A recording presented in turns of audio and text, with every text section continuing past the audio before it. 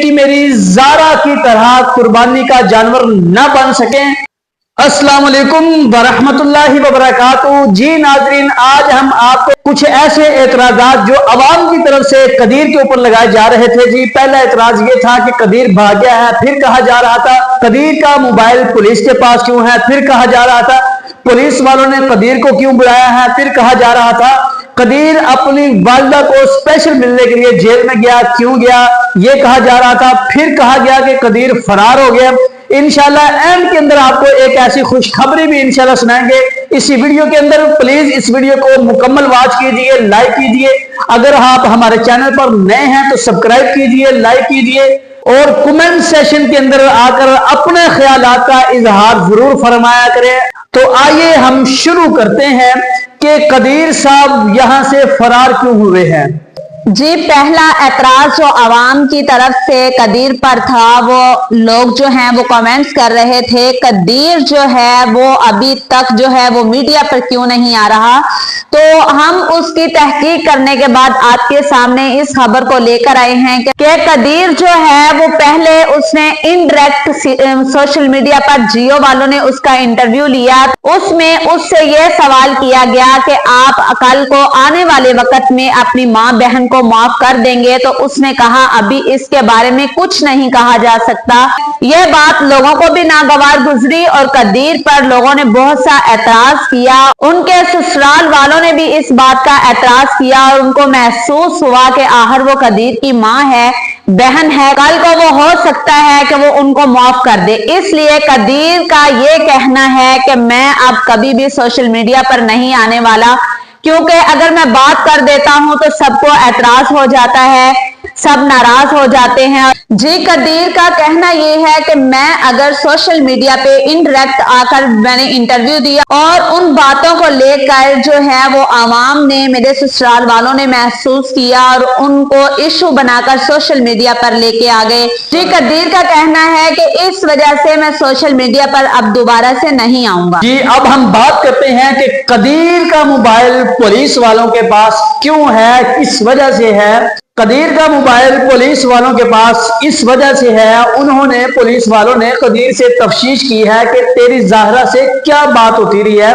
कि आपकी ज़ाहरा से क्या बात होती रही है, क्या एसएमएस किए हैं। तो इस इन्वेस्टिगेशन की वजह से उन्होंने कदीर साहब का मोबाइल पुलिस वालों ने अपने कब्जे में लिया हुआ है और कदीर को पुलिस वालों ने बुलाया था। मुजरम की तरह बिल्कुल भी नहीं बुलाया, उनसे सवाल हो रहे हैं इन्वेस्टिगेशन के लिए, गाहे बगाहे उनको तलब किया जा रहा है। वो सिर्फ इस वजह से कि तेरे साथ तेरी बीवी ने बात की है, वो किस अंदाज से, क्या उन्होंने कहा था, इस तरह के सवाल जवाब हो रहे हैं। जब कदीर को थाने में बुलाया गया, पुलिस वालों ने इन्वेस्टिगेशन के लिए कुछ सवालात के लिए बुलाया, तो वहां पर जाकर कदीर की अचानक अपनी माँ से मुलाकात हो जाती है और कदीर ने अपनी वालिदा को कहा कि माँ, कौन सी ऐसी सजा तूने हमें दी है, ज़ारा को दी है, कौन सी ऐसी गलती थी कि जिसकी बिना पर यह जुल्म हम पे किया गया, और माँ अब तूने मुझे कहीं का मुंह दिखाने के लायक का नहीं छोड़ा।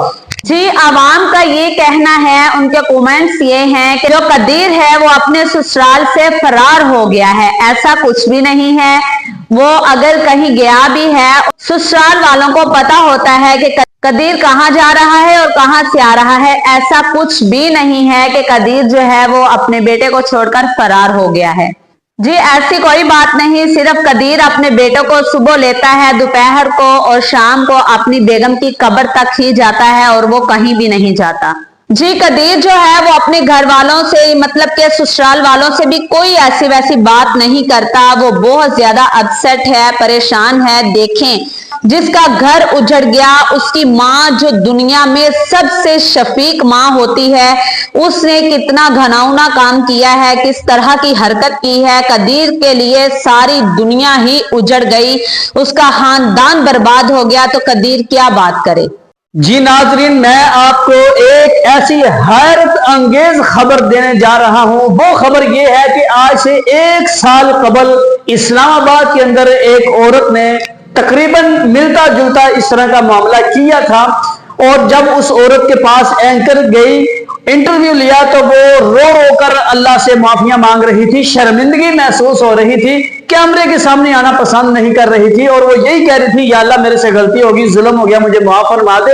اور دوسری طرف یہ سغرا ڈائن صفاق ایسی ظالم عورت ہے کہ اس نے ابھی تک بھی اپنی زبان سے یہ لفظ نہیں نکالے کہ میرے سے ظلم ہو گیا۔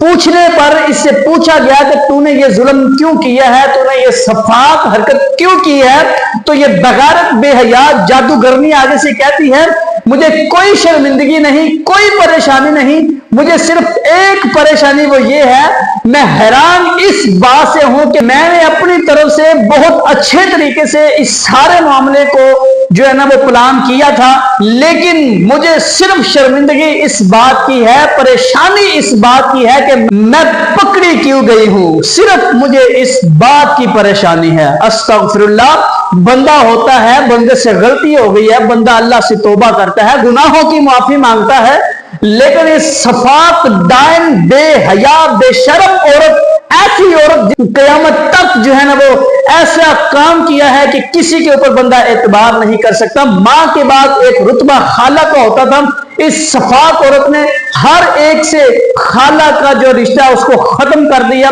سسرا سس کا رشتہ ختم کر دیا۔ اس صفاق نے ابھی تک اپنی زبان سے کوئی ایسا شرمندگی والا لفظ بولا ہی نہیں۔ تو ناظرین، جو بات اہم ترین میں آپ سے کرنا چاہ رہا ہوں، میں ایک انٹرویو کے اندر میں دیکھ رہا تھا، ایک بہت بڑے پولیس افسر ہیں، ان سے اینکر نے پوچھا کہ اس کو سزائے موت تک کتنی دیر لگے گی، تو وہ آگے سے کہنے لگا ہم کوشش کریں گے کہ 1 سال کے اندر اندر اس کو سزائے موت ہو جائے۔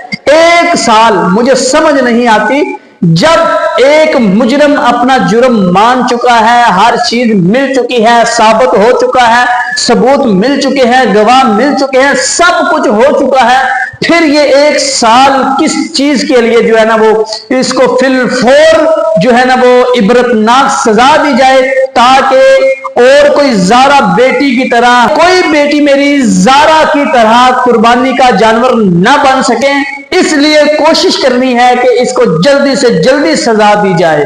جی، یہ تھا آج کا ہمارا مختصر سا ولاگ۔ اگر آپ لوگوں کو پسند آیا ہے تو پلیز شیئر کر دیجئے، لائک کر دیجئے، اور جو دوسروں کے لیے آسانیاں پیدا کرتے ہیں اللہ تعالیٰ ان کے لیے آسانیاں پیدا کرتے ہیں۔ کل تک کے ولاگ کے لیے اجازت دیجئے۔ اللہ حافظ، جزاکم اللہ خیرا۔